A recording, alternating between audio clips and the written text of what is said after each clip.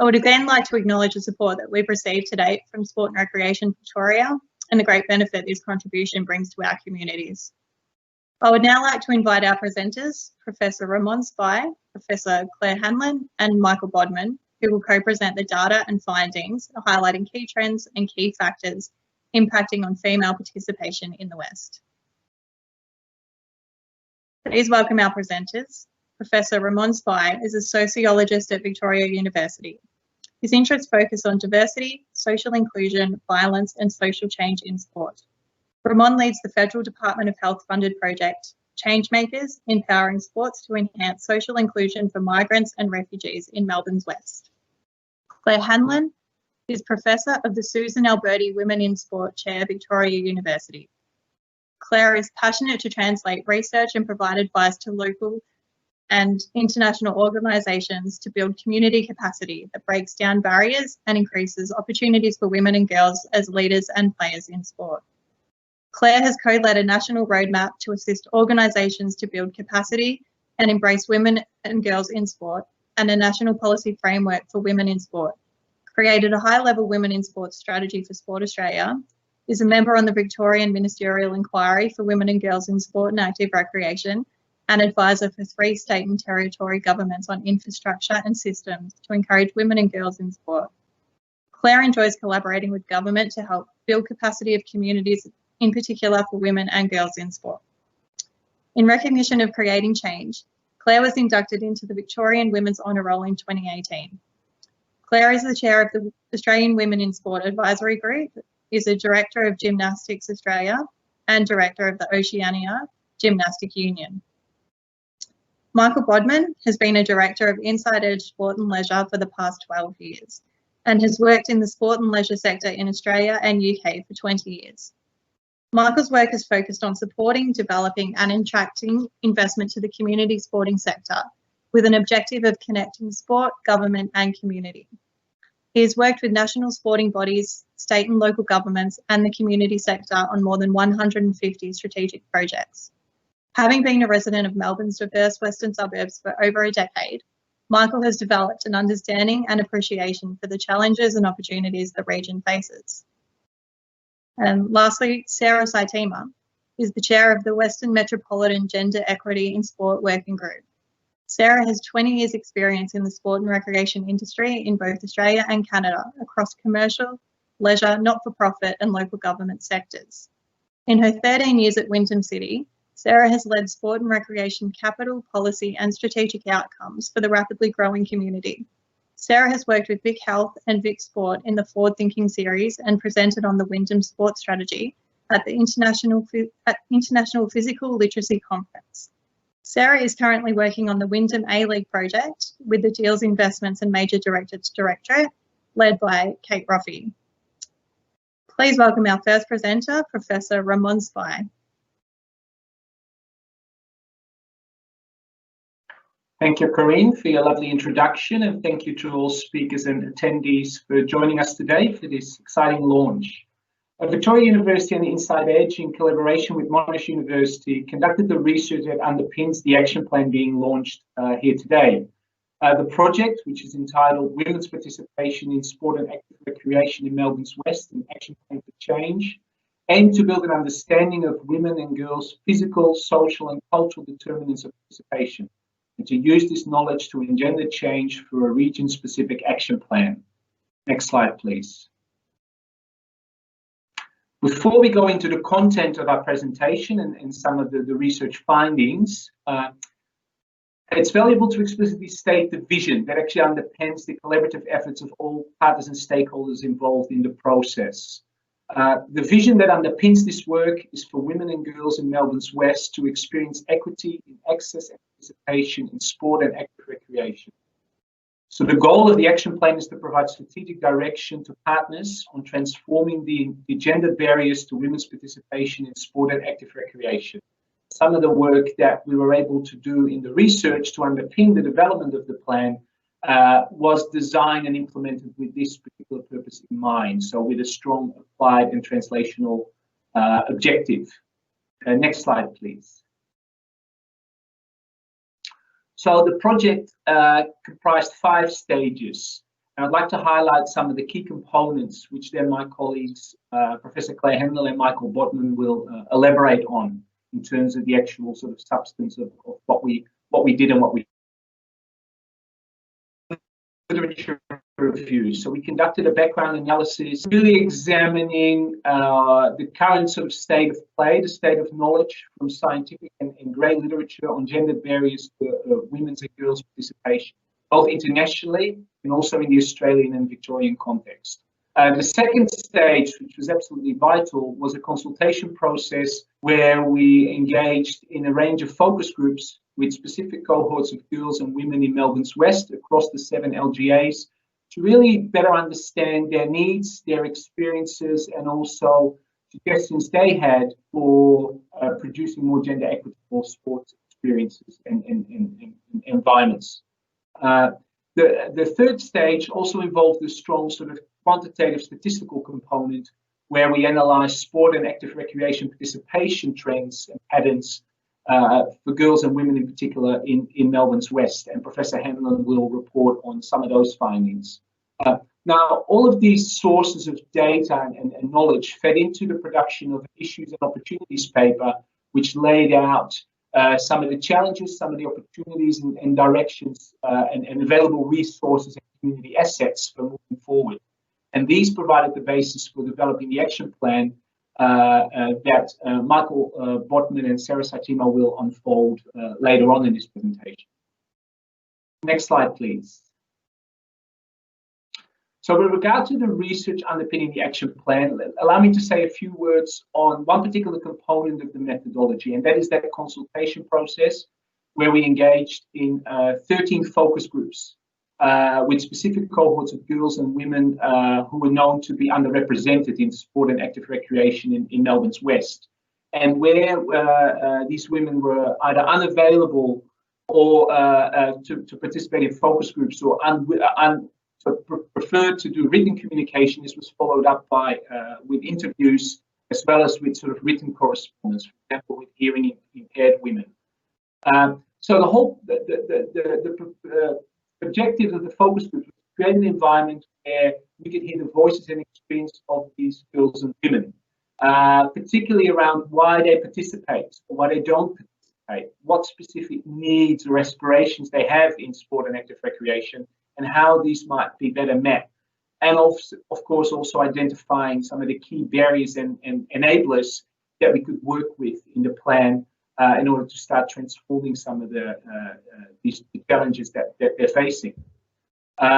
So we conducted a total of 13 focus groups based also on specific recommendations and advice from the 7 LGAs, which allowed us sort of to really chart some of the key factors around low socioeconomic status, age and life stage, new mothers, LGBTIQ, culturally diverse and migrant backgrounds, women with disabilities, and women in the workforce, sort of emerging as specific cohorts that we particularly wanted to engage in this consultation process, and have done so accordingly.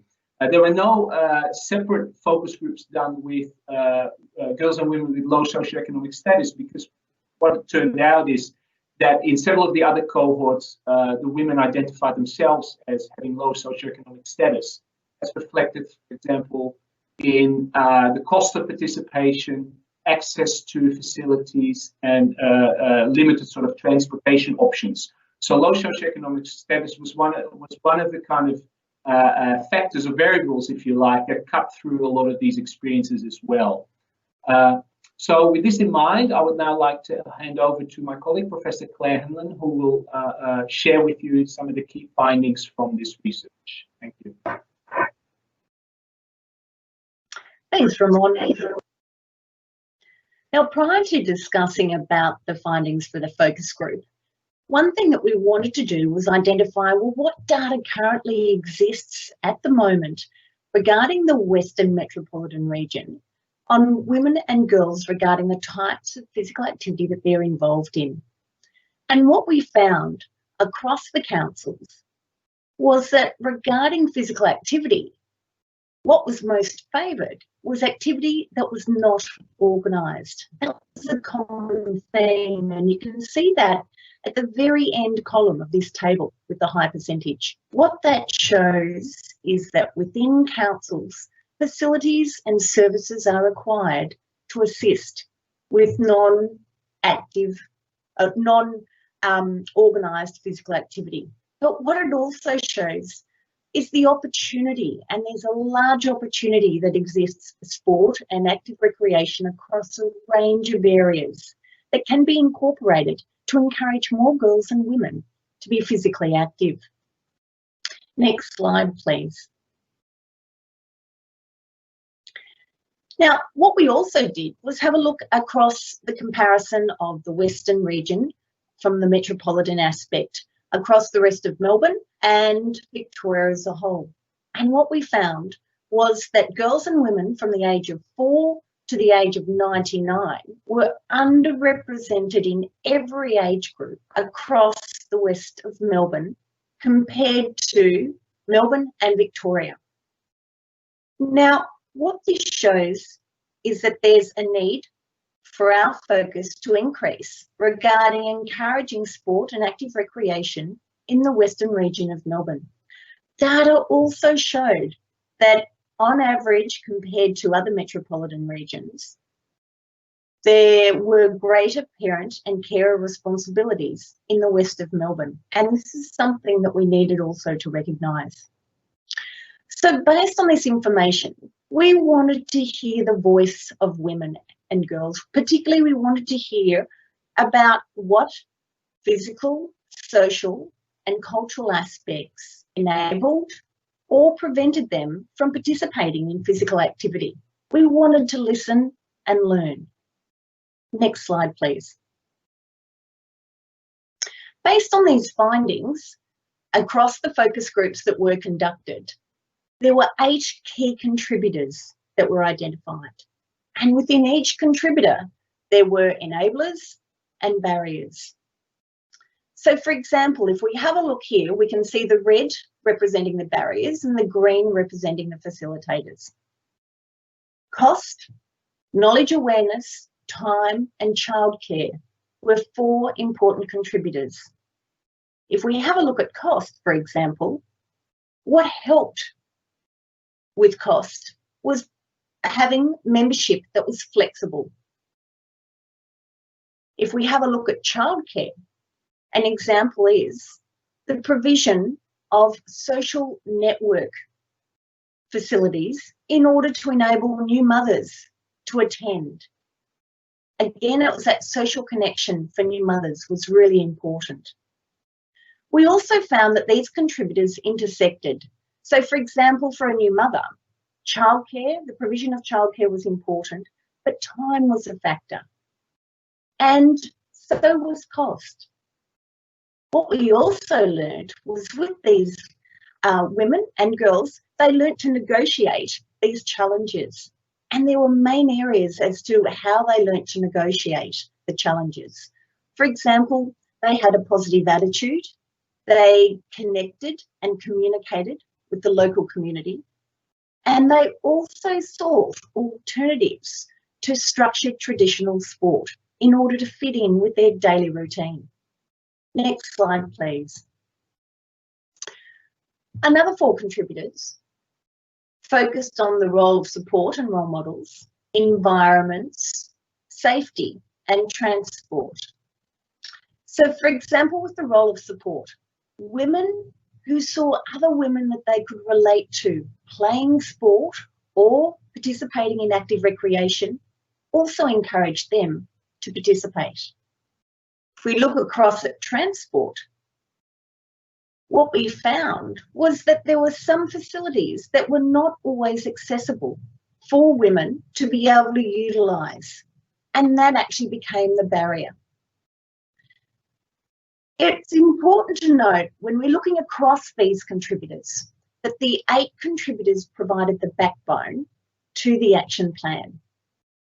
Because what we saw was not only were these contributors important, but from the backbone that provided the strategic direction and the associated actions, What we found was, for example, the importance of this project working across councils, because quite frankly, a mother who's pushing a pram along a path doesn't know whether that path goes from one council to the next council. What she wants to know is ensuring that that path is wide enough, accessible and safe for her to walk. That's why this project is so important. Over to Michael.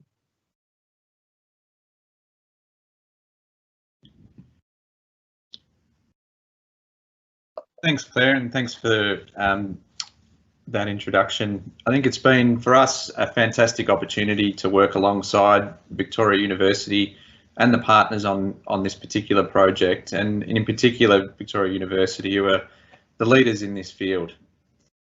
It has to be noted up front with the action plan that there's already some fantastic work and initiatives that are being delivered across the region already by the councils, by community organisations and through local sporting clubs, with this action plan aiming to really reinforce and complement some of that great work that's already underway.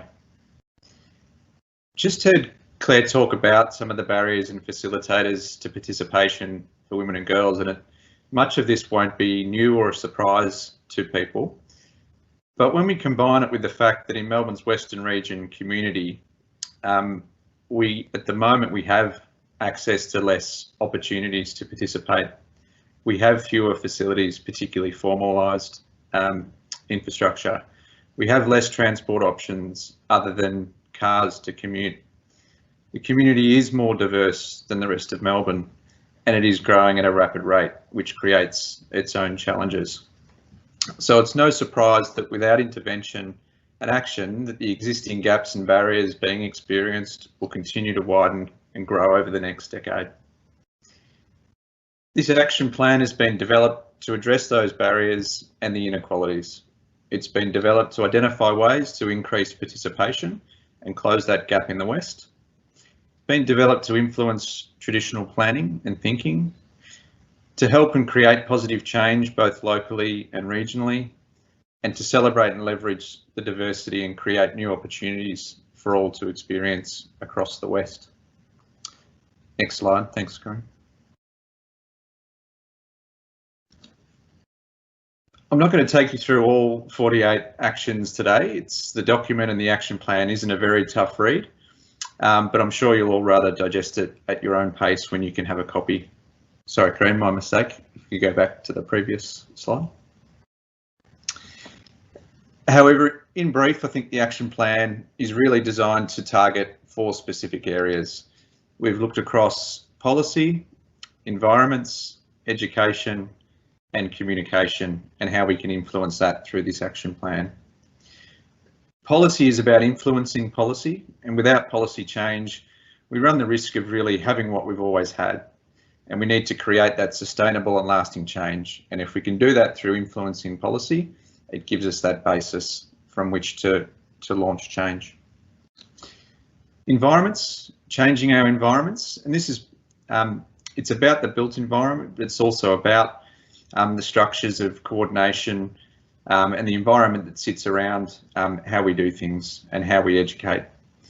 It's particularly important for councils as the predominant owners and operators of venues, but also planners and funders of space, and how we do that better in the future. Also focuses on the structure of organisations and the way in which activities are planned, programmed and delivered for women and girls specifically. Education is about capacity building and collaboration, and it focuses on the education of all stakeholders in how behaviours can actually influence opportunities and the changes that can be made at club, council and regional levels. And communication, focusing on advocacy, promotion and informing. This action plan needs promotion, and as a region we need to tell people about the good things that are happening, as well as identify what the risks are if we fall short. So what happens if we don't act now? Now, next slide, thanks, Corinne. In terms of the priorities and those strategic priorities, we've identified 5 key strategic priorities from the research that Claire and Ramon have developed with their team. they're fairly self-explanatory, I think, and you can see them on the screen in terms of the priority and their objective. Strategic priority 1 is about leadership and capability, and one of the key actions within that area is about leading the integration of actions into broader council policy, such as health and wellbeing plans, gender equity strategies, positive ageing plans.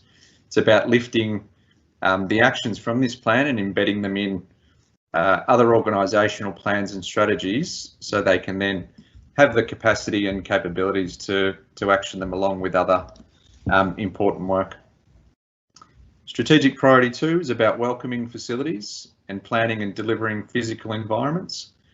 It's ensuring that all users feel welcome and comfortable in spaces and can undertake the activities that they desire. None of us want to feel like we're an afterthought or get the last time slots available, because that's all that's left. So strategic priority 2 is not just about the physical environments, but it's about the welcoming nature of how we plan and deliver activities within those environments as well. Next slide, thanks. Priority 3 is about safety in transport, and I think that's a fairly obvious one in terms of providing safe and accessible spaces.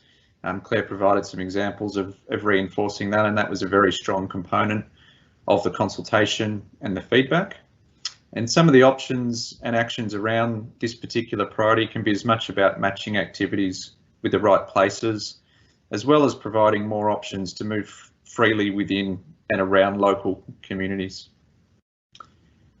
Strategic priority 4, programming and cost. Providing that mix of free or low cost opportunities. It's providing access and cost-effective activities, which is the most important through this plan.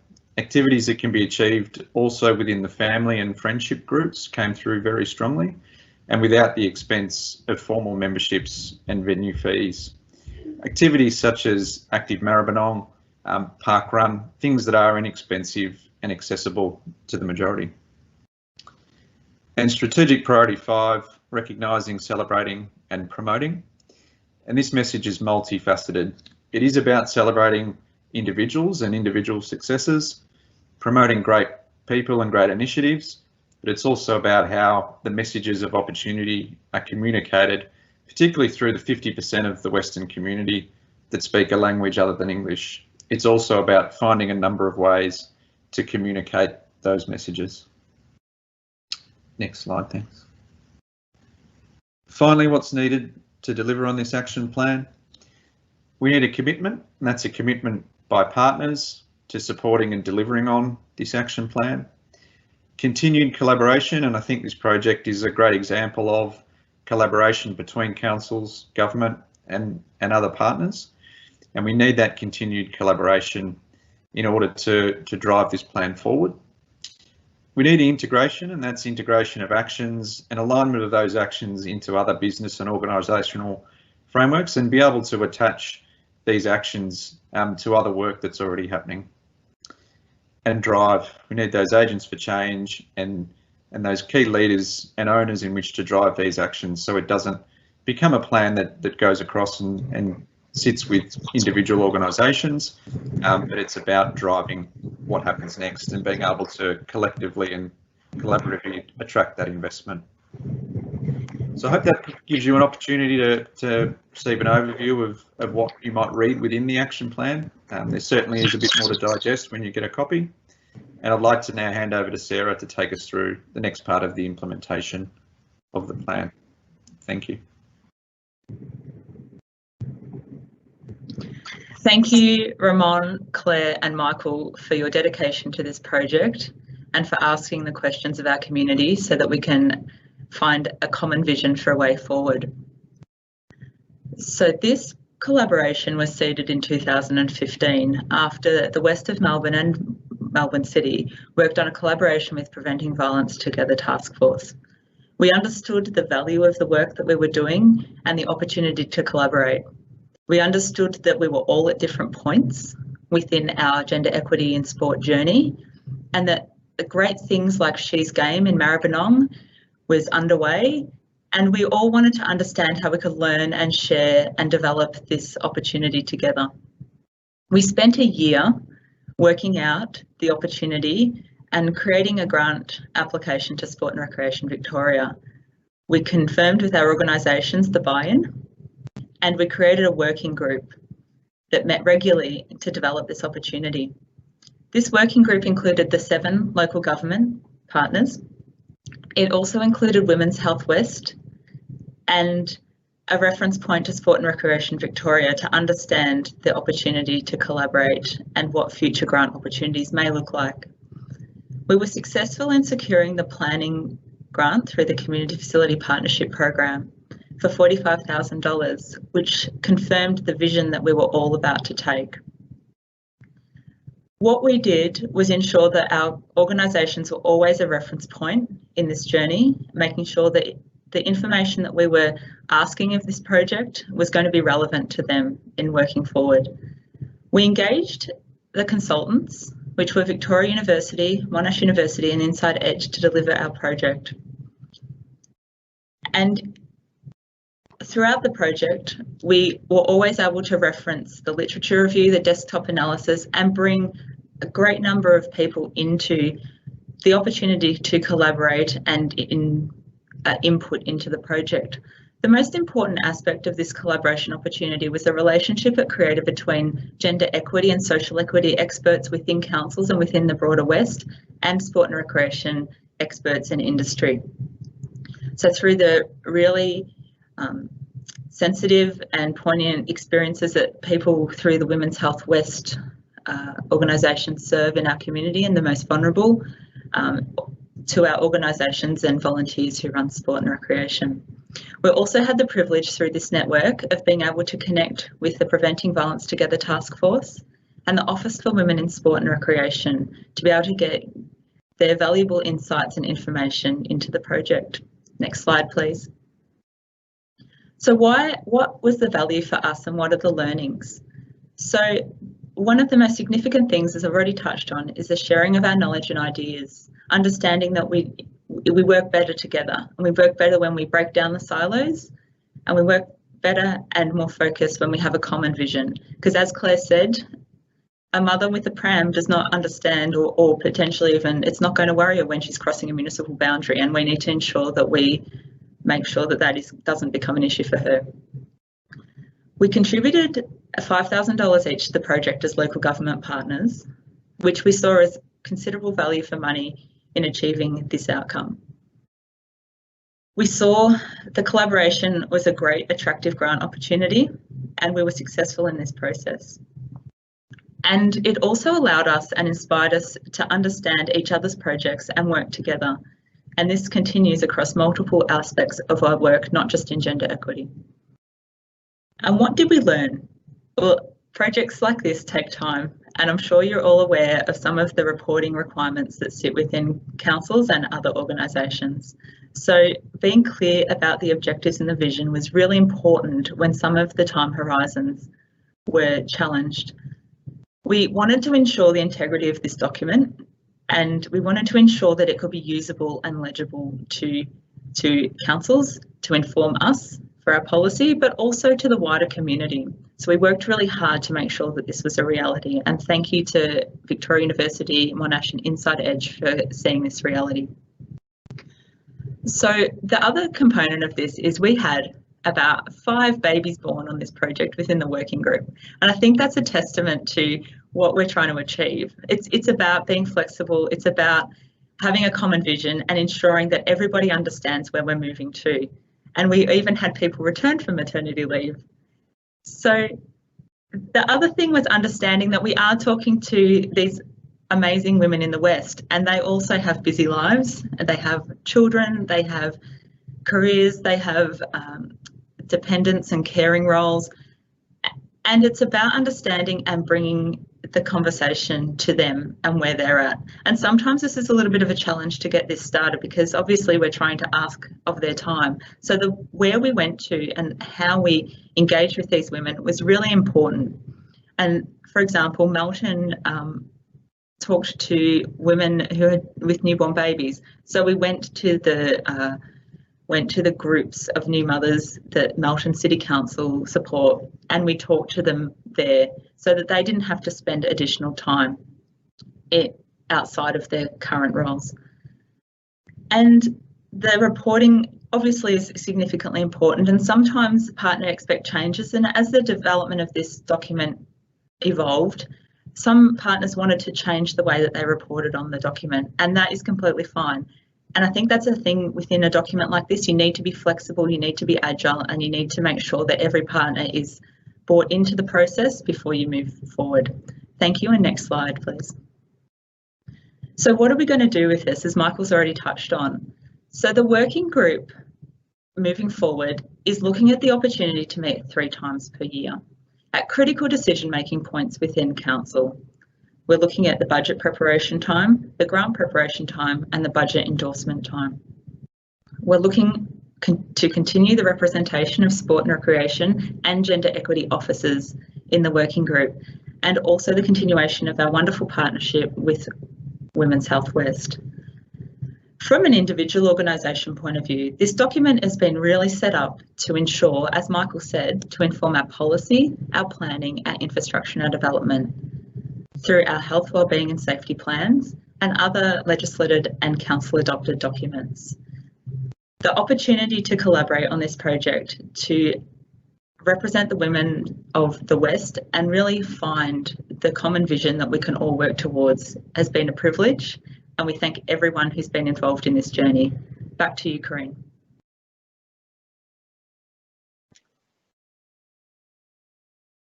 Thank you, Sarah, and thank you to all of our presenters. Got a bit of bounce back there, but we can definitely see why this work that you've been working on is just so critical and so important to our communities. So I would now like to invite our wonderful keynote speaker, Dr. Bridie O'Donnell, to talk a little bit more about female participation in community sport, the effect COVID-19 may have on participation, and how we can support and future-proof female participation. Dr. Bridie O'Donnell graduated as valedictorian from the University of Queensland Medical School and won the JRS Lars Prize for Most Outstanding Intern in 1999. Between 2000 and 2006, she rowed, then competed in Ironman triathlon, finishing the Ironman Hawaii World Championships in 2006. In 2007, she began road cycling, and in 2008, after winning the national time trial title, she raced in the Australian national team and then professional Italian teams in Europe and the United States, representing Australia at 3 World Championships between 2008 and 2012. Dr. O'Donnell returned to full-time work in 2013, starting at Epworth Health Check and teaching doctor-patient communication at Deakin University Medical School. In 2014, Bridie took on an inaugural role as a breast physician at the Epworth Breast Service. In 2016, she broke the UCI hour world record at the Adelaide Superdrome, riding 46.882 kilometres at sea level.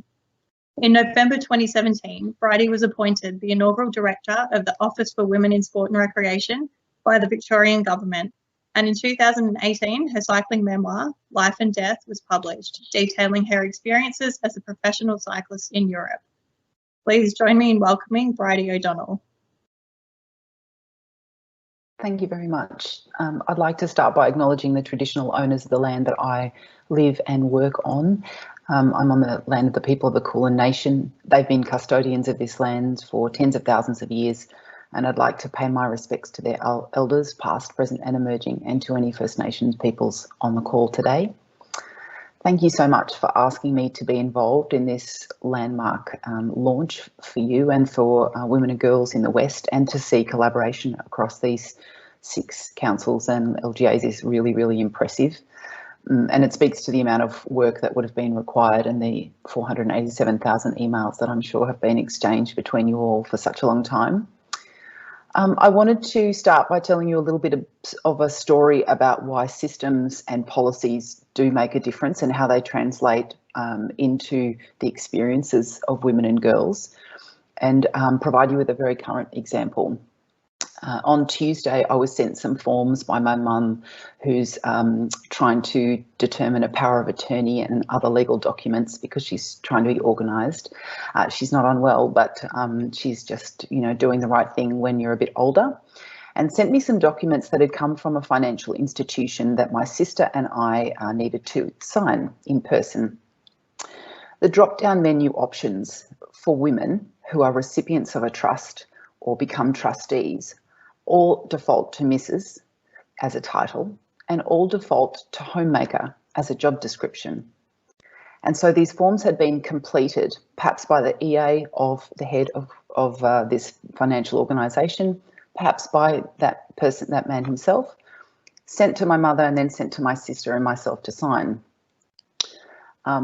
My mother's not a homemaker. She is a Mrs., but she doesn't denote herself as such. My sister's not a Mrs., and she's been the primary breadwinner and a school teacher for 25 years. And I'm not a Mrs., and I'm a doctor and do other things in my job. So I contacted the CEO of this financial institution by using his email and told him that I felt that that this was either embarrassing because it was laziness, or it was deep-seated sexism in their organisation. And I got a call from him about 20 minutes later at 7:30 in the morning. And the reason I think I got the call is because I said I would never invest with their bank personally. And it reminded me of two really important things that we deal with in sport all the time. And that is that when people for whom the consequences aren't part of decision making, and so someone who's making a form and isn't thinking about who might receive that form and what options they might be provided, or when someone's putting public toilets and forgets to put sanitary bins in the women's toilets and doesn't give them an opportunity for girls and women to be able to have normal biological functions and dispose of sanitary products because they just don't think of it, then that's what we know is structural sexism. It's happening all the time. Most of the time it's unintentional, but what it does is it excludes women from decision-making opportunities, it excludes them from leadership, it stops them from wanting to play sport if they can't dispose of sanitary products in a bin, or if they can't have a conversation with a coach about those things.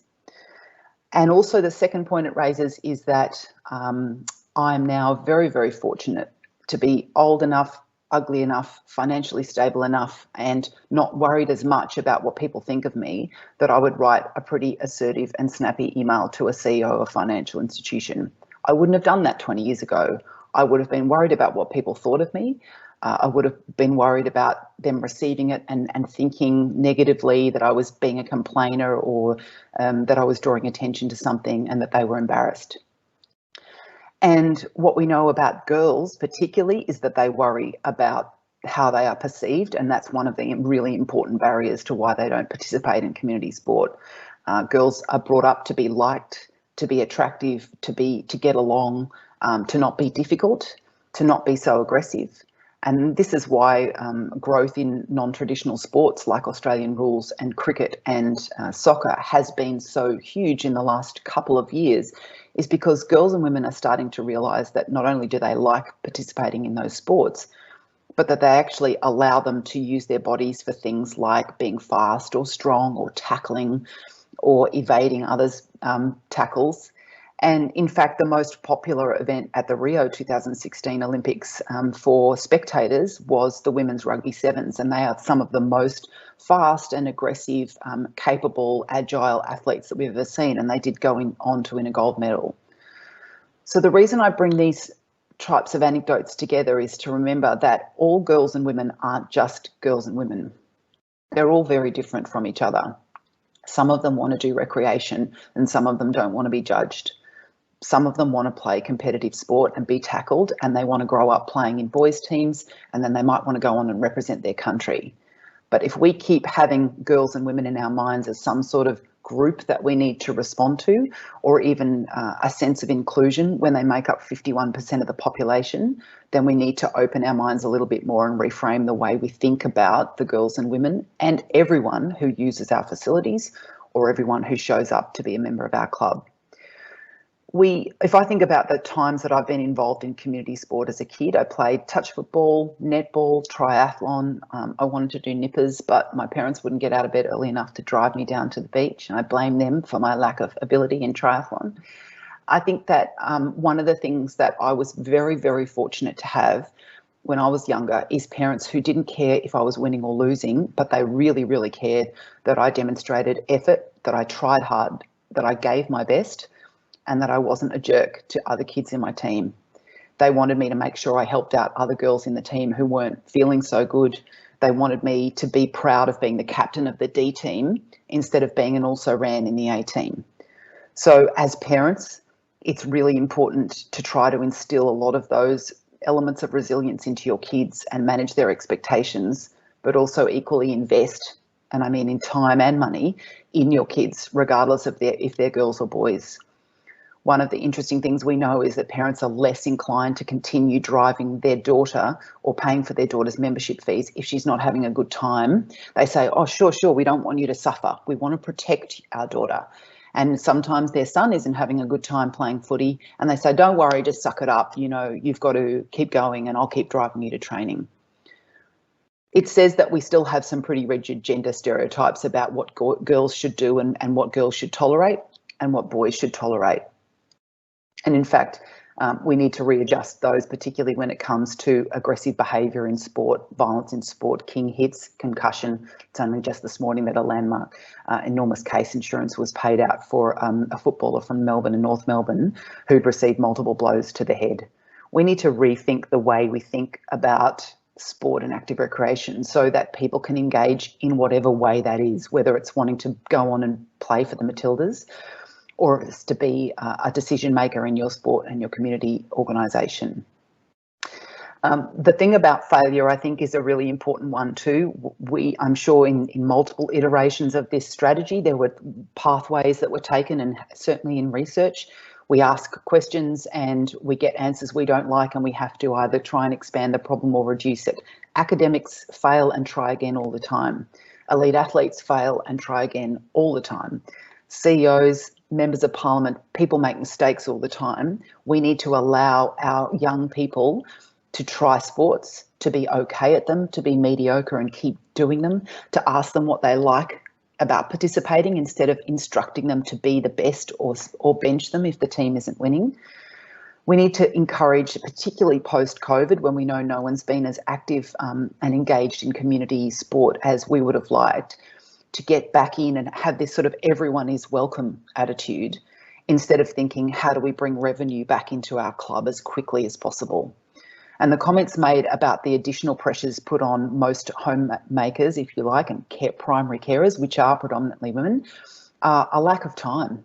And Claire alluded to this, concerns about where do I prioritise all the things I have to do, the mental load, the obligation of driving more than one kid to multiple clubs or activities. So how can we make it easier for the people who are primary carers? How can we give them flexibility to opt out of their membership?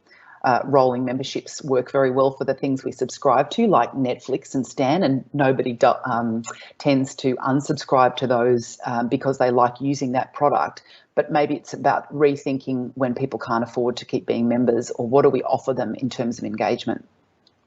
And the other really big one is around having women in decision-making positions.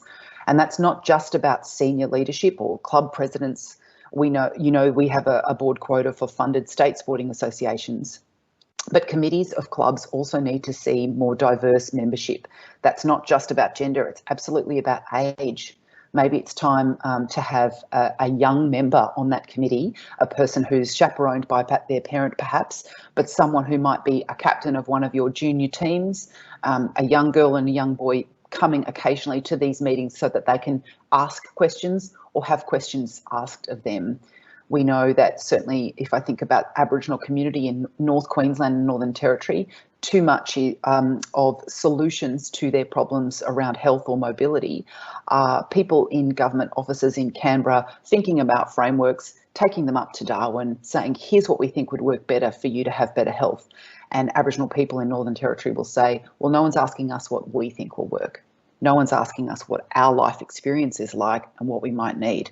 We need to do the same with all cohorts that are underrepresented or who are finding more structural barriers to the ways that they do things.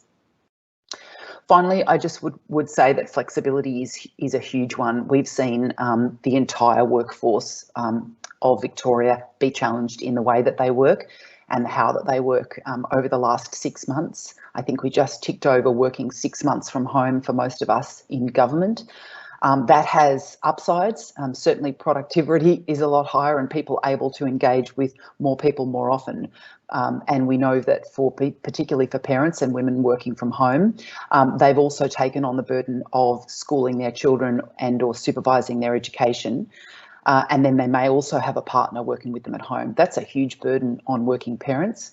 And I think also we know that for a lot of people who are isolated, it's really hard for them to manage their health and fitness and their re-engagement into sport and recreation.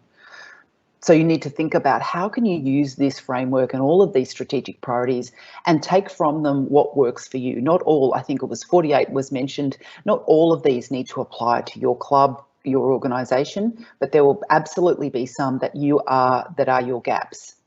So I think it's worth looking at these documents and thinking to yourself, okay, what do we do really well? Particularly, what did we do well pre-COVID? What do we want to be good at? What do we want to be known for? But then also, what have been the areas that we keep just letting slide? We haven't had the time, the energy, the motivation. We know there's a gap in participation of this cohort, or we haven't been able to really connect with culturally and linguistically diverse women and girls, or we don't have any engagement with the Aboriginal community. How do we do that? Think about the areas in which you have had gaps and use this as your resource. Use it as your platform from which to spring onto a bit of a new playing field. We talk a bit about the bounce back, but I really want us to bounce forward into doing things more efficiently, more inclusively, and be a bit innovative. An example of some of the innovation that's come from COVID is that speaking with Andrew Skillen, the CEO of Hockey Victoria and also the CEO of Hockey South Australia, is it's actually stimulated some conversations within that sport to think about what if we were to even change hockey to become a summer sport? Would that make it more accessible for more people? Would we grow our membership? We don't have any issues around pitch usage and having to share facilities. The winter season has been a write-off. The second season of Hockey One wasn't able to go ahead, and yet it's a sport that we have represented. Women and men have represented us at the Olympics with great courage and won medals. So Australia is a great sport for hockey, but it's not been seen to be accessible the way it could be. So all that required was a shift in thinking. Similarly with Cycling Australia, they ran a whole series of races online using Zwift, the platform for racing, and they had more engagement by younger people and by girls and women than they've ever seen before because it was easy. The bike's already there in the garage or the spare room. It's set up. You can engage in races of different formats at any time that suits you. And if that's what the people want, if that's what they're signing up for, then how can we as providers or deliverers do that for them and give them what they need? Finally, I wanted to just remind you all that we talk a bit about failure and encouraging girls and women to be prepared to get things wrong and not be perfect. This is my encouragement of you as well. The last 6 months have been probably the hardest working experience of my life. I haven't been able to do any of the work we've been doing without the support and adaptability of colleagues. And Rebecca Lacey, who's acting director of the Office for Women in Sport, has stepped into that job the way I've stepped into a different job, and just continually being prepared to learn, ask questions. When you get things wrong, ask how to do them better. We all need to be better at that, and we all need to own that this is all about a process, and no club has to become perfect overnight. No local government has to become perfect overnight. And we've even seen this of our health colleagues. No one knew how to manage a pandemic immediately, and everyone is learning what they're doing on the job and using the best evidence they have and working with the best people they can. So we all need to own all of these and own up to when we get things wrong or own up to when we handle them badly, and be quick to apologise, be quick to own those things so that we can be as innovative as possible. I think it's possible. I think it's tiring and hard work. It's easier to do the same things and not change anything and just say, yeah, we're pretty good at that. We've been doing it for 123 years. But then you'd be shutting out 51% of the market. And I think from, you know, what we know now about a lot of younger men and boys is they don't like things the way old style was either. They want environments, language, behaviours to be more inclusive and to allow people of all genders and all abilities to really be engaged with your clubs. So I wish you well, and I hope that you can incorporate a lot of these resources and make them as practical and useful as they can be to really ensure that girls and women can rock up to your club and feel like they can be part of it, no matter what they do. Thank you.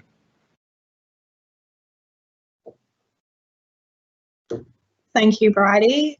We really appreciate having you here today. I think we can all agree we're very lucky to have heard that, and you've made some really, really powerful points there that I'm sure everyone's going to take away and have a good think about. So as you've been speaking and as we've had our presenters speaking, we've had quite a number of questions come through.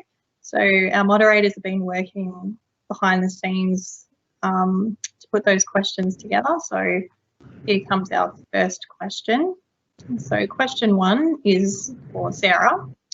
Who are we calling on to join us in the implementation of the action plan? Thank you, Corinne, and thank you for the question. This document is set out so that the responsibilities of the actions inherently lie with Council.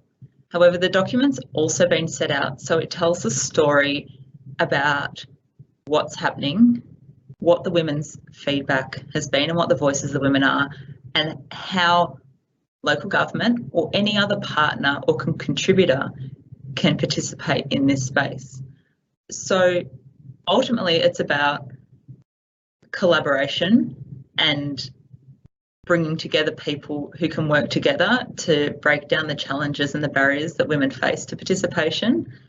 But there's no reason why you can't do it on your own.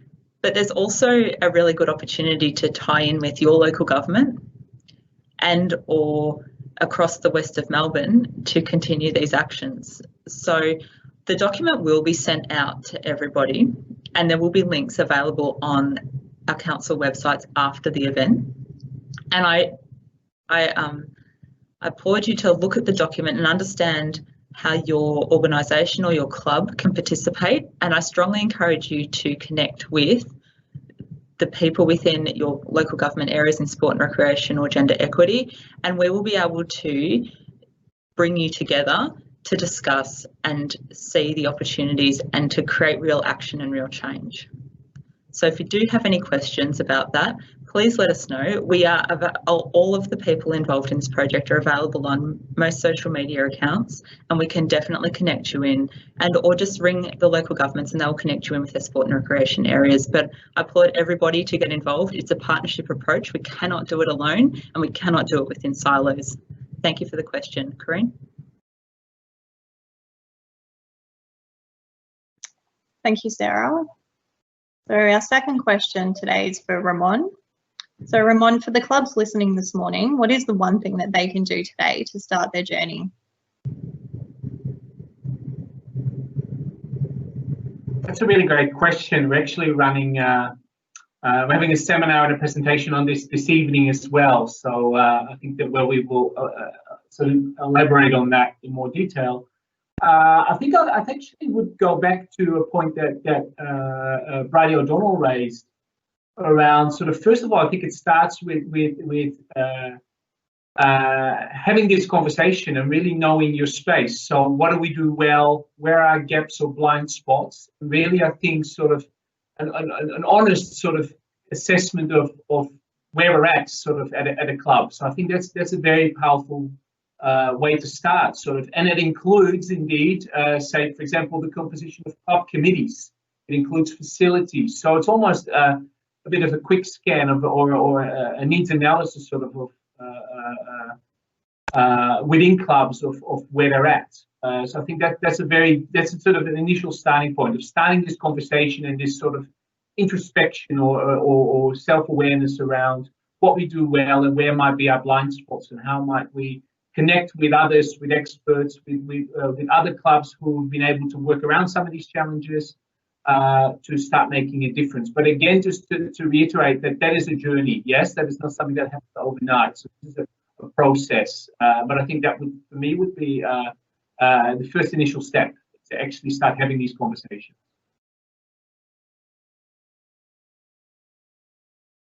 Thank you, Ramon. Okay, we have another question that's come through. So, question for Michael.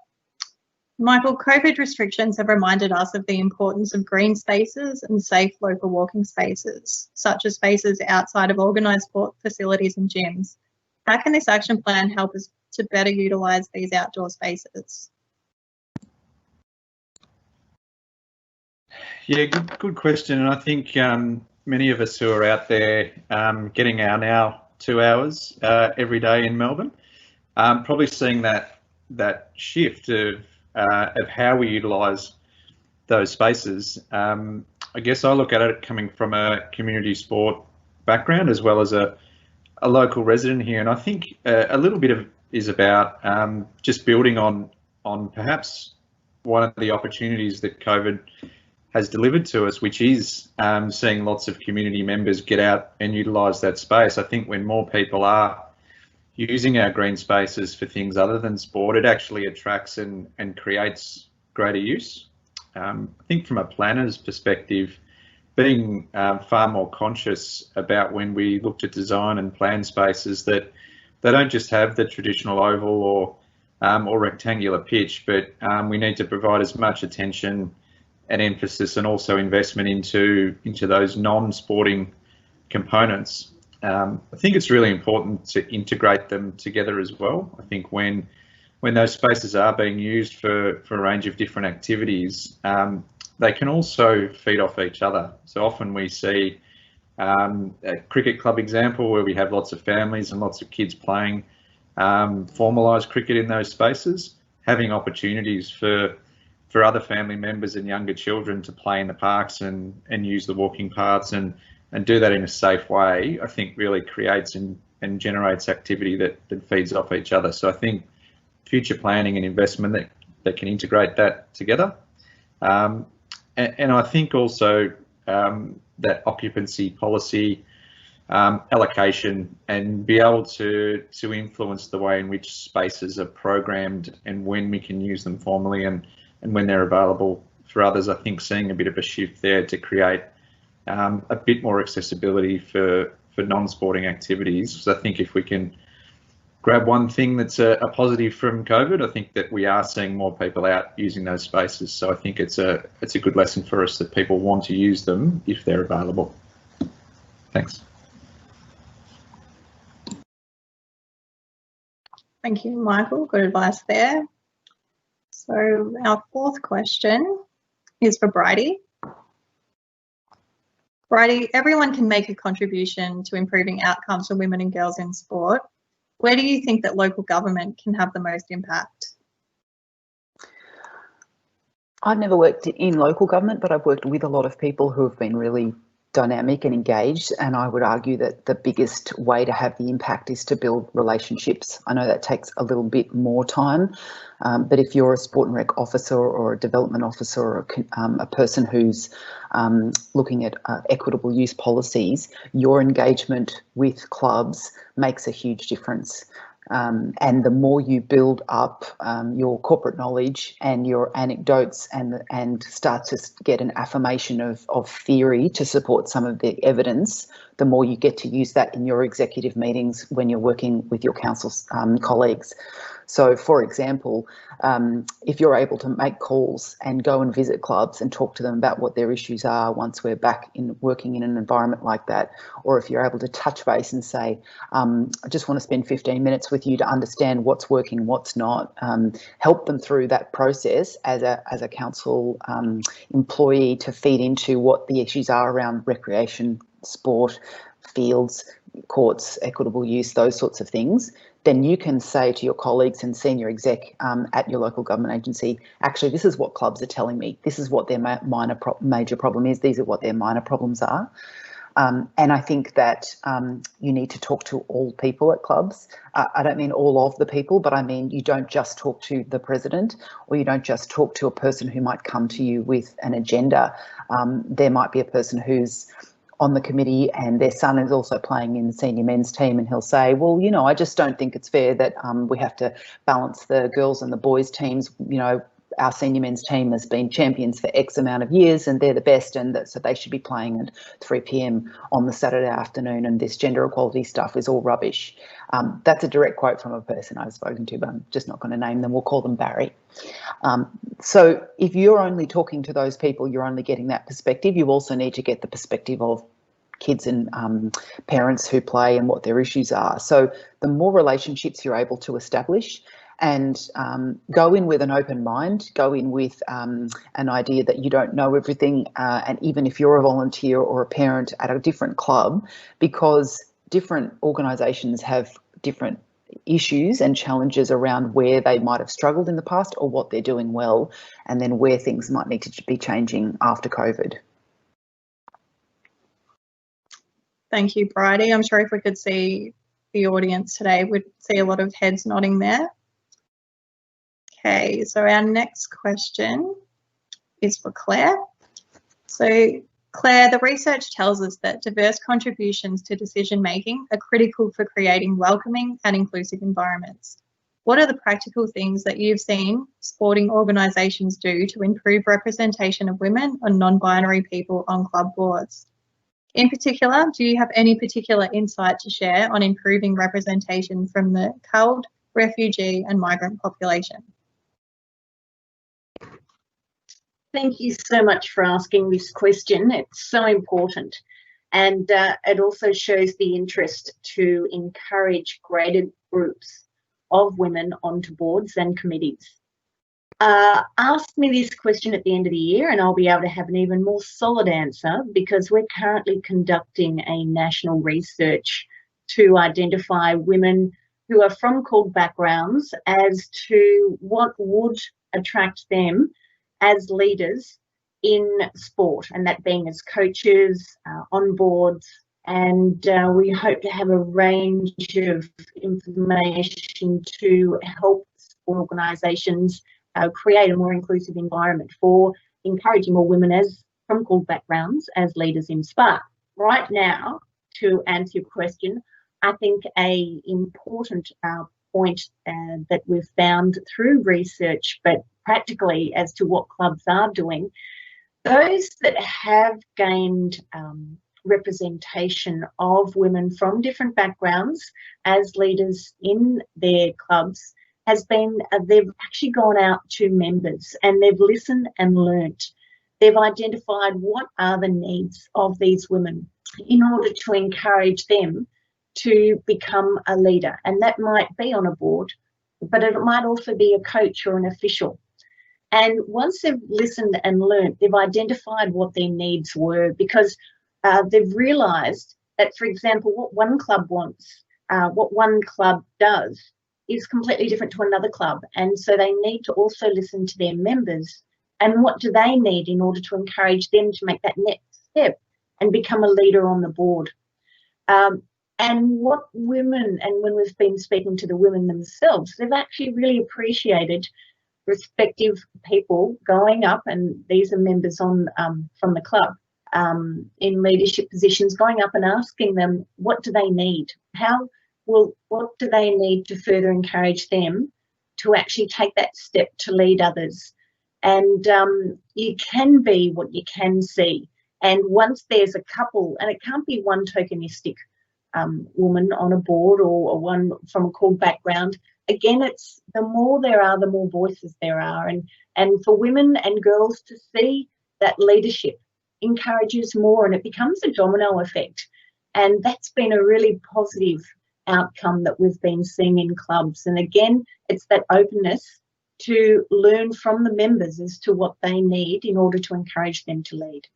Thank you. Thank you, Claire. So the next question we have is for Ramon again.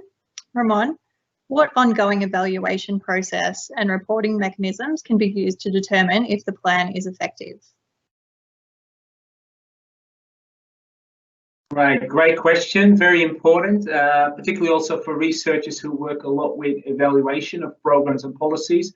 I'm not actually sure if Sarah's better, sorry Sarah, I don't want to just handball it to you, if you're better placed to actually give a meaningful answer to that in the specific context of this plan. I don't know if you would be comfortable. I would be more talking in general terms, but maybe there's an opportunity to say something more specific. Not sure.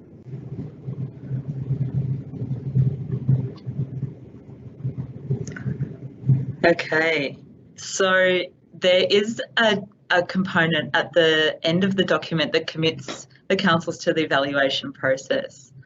Okay, and I didn't have a slide on that one. However, so the reality is what we're trying to understand and do is understand the meaningful difference it makes in the settings and the environments that we have. So the measures include things like how the policy and impact is represented within our policy positions, how it is influenced within the way that we can do community development, and how we position community development to reflect and respond to the 51% of the community.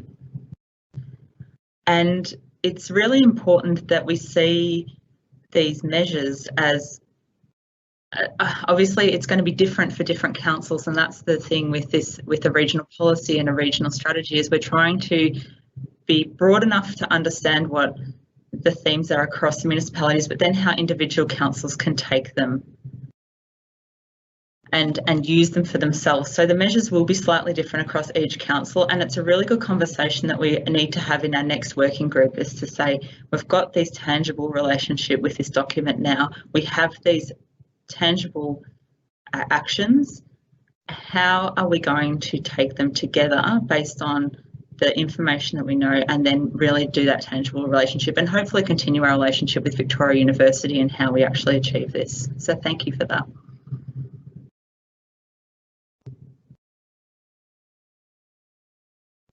Thank you, Sarah. We've got another question that's come through for Bridie. So, Bridie, how can we engage more women to join our committee at our local sports club, and what can we do to support them to stay on the committee? You put a post on your on the club's Facebook page or the website or the way in which you connect with your members, and you say, we want more women on our committee. These are the skills we want these women to have. This is why we want them, and this is the time commitment, and this is what you would be expected to contribute, and this is how we want the committee to work. We talked earlier about women, a lot of, if we're to generalise, about women aged between 30 and 50, they are primary carers for kids or for older parents, or they have a job that they're balancing multiple things. That's the same for a lot of young dads as well. But we know women are underrepresented because they're time poor and they think, I don't have time for another volunteer activity, particularly if the meeting is an arbitrary amount of time and changes all the time and is 5 hours with a few beers. That's for most women, they don't have that opportunity to spend that time. So start to tighten up the governance of your committee. That means be a bit more organised, have an agenda, and make a call out to say, we don't have any women, but this is what we want. We want someone who might be able to drive membership, or someone whose responsibility it is to think about concerns, complaints, equitable use policies, how the fields are being used, how are the club fundraising activities working. So you're advertising for roles in the same way that you might if you were a large organisation, but you're saying we acknowledge we don't have any women and we want them, but this is why we want them, and we want them to be a lawyer, etc. We know that when we tap people on the shoulder, they're much more inclined to apply for a job than if we just put the ad in the paper. We also in our office have constantly been given opportunities to review job ads or position descriptions.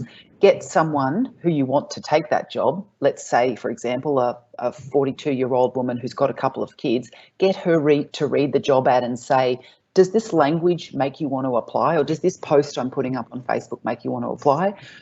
There was a job ad that was going for a state sporting association last year that we were asked to review, and they'd had no women apply for the job. And the job ad said things like, are you a go-getter? Do you know how to get things done? Are you amazing? You're going to smash this out. This is an incredible job. You're going to win stuff.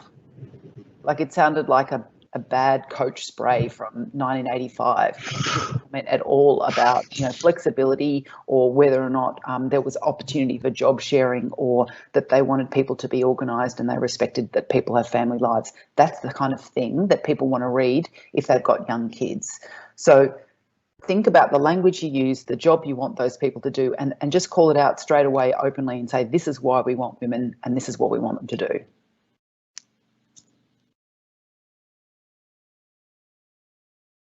Thank you for that advice, Bridie. Okay, we might have time for one more question quickly. So this one is for Michael. So Michael, the federal government has funded Foxtel $40 million over 6 years to show women's, niche and other underrepresented sports. Are we getting bang for buck? If we wrote you a check for $40 million, how would you spend it? Great question, Corinne. Personally, for me, I could spend it a number of different ways. In terms of the context of this project, look, I would imagine that, I think Claire made a point before about you can be what you can see, and I think being able to visually represent women's sport and that full pathway is extremely important. So I think being able to see that on TV and Foxtel and in any other way is really important. I think with this particular plan through the West, I'm a big believer of funding in a number of different ways. Infrastructure funding is important, but I don't think it's the only thing that we need to focus on when we're trying to change behaviour and change the way things happen. I think if we had that level of investment, I'd certainly be looking at funding people on the ground to help grow activities, help work with people to change cultures, deliver specific activities, create the programs, help connect clubs and activities to schools, and in particular focusing on generating that additional activity for women and girls. I think it's the people that create change, not necessarily just the structures and the environments. So I'd certainly be investing a vast proportion of that $40 million into people. Thanks, Craig. Thank you, Michael, and thank you to all of our presenters for answering those questions so well and in such an interesting way, and also to all of our audience who have been sending through those questions. Unfortunately, we've run out of time today for any more questions to be asked of the presenters. However, we will be emailing all the relevant questions to all of the attendees after this session and after we get feedback from our presenters. So this officially concludes this morning's proceedings. Again, I want to say a big thank you to all of those that could make it today and be a part of this. Congratulations to all the partners on the collaboration and the document, which is the first of its kind in Australia and something to be very proud of. We all look forward to seeing the plan in action. Thank you and enjoy the rest of your day.